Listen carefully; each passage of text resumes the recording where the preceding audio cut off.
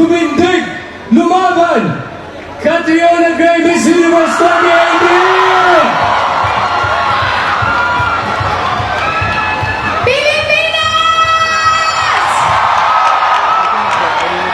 Today we stand here as Filipinos who are tired. Tired of watching as corruption steals food from our tables, steals medicine from our hospitals, classrooms from our children, and safety from our communities. We have watched as families are flooded again and again with the public funds that were meant to protect them are pocketed. Billions of pesos disappear without accountability, without justice, without answers. But what scares me the most is this. Many are starting to forget why we are angry. People have gone silent, not because they do not care, but because they have lost the belief that change will ever come. And while our nation grows exhausted, our leaders remain silent. Sobrang tahimik, nakakabingi. Ba't tayo? Bakit tayo pumapayag? Why do we allow this to happen to us again and again? When are we going to wake up? What more do we need? Ilang baha pa?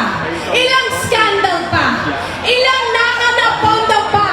Before we finally say, tama na!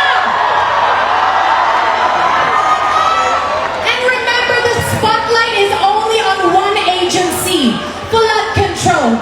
Can you imagine if the scale was to add education, agriculture, healthcare, ports, airports, taxes and procurement? Obviously, this is a system built to benefit the corrupt few. And every time we stay quiet, corruption wins. And when corruption wins, yung mga nakaupo lang ang nananalo.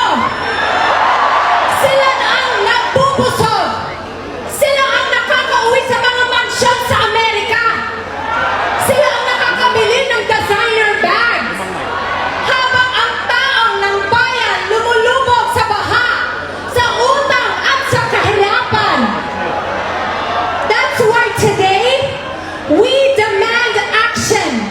To the Ombudsman, file the cases now.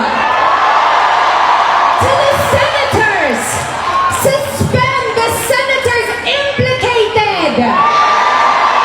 And to the Congress, pass the anti-political dynasty bill.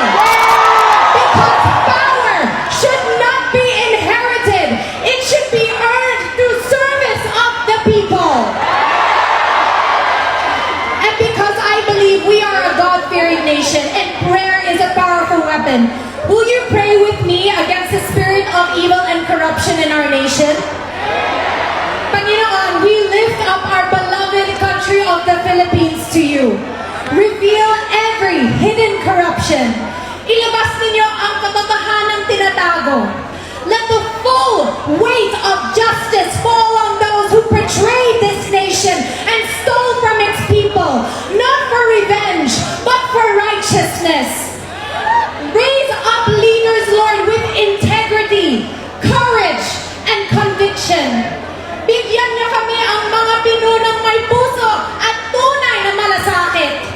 Strengthen every Filipino who longs for justice. Restore truth, accountability, and justice. In Jesus' mighty name.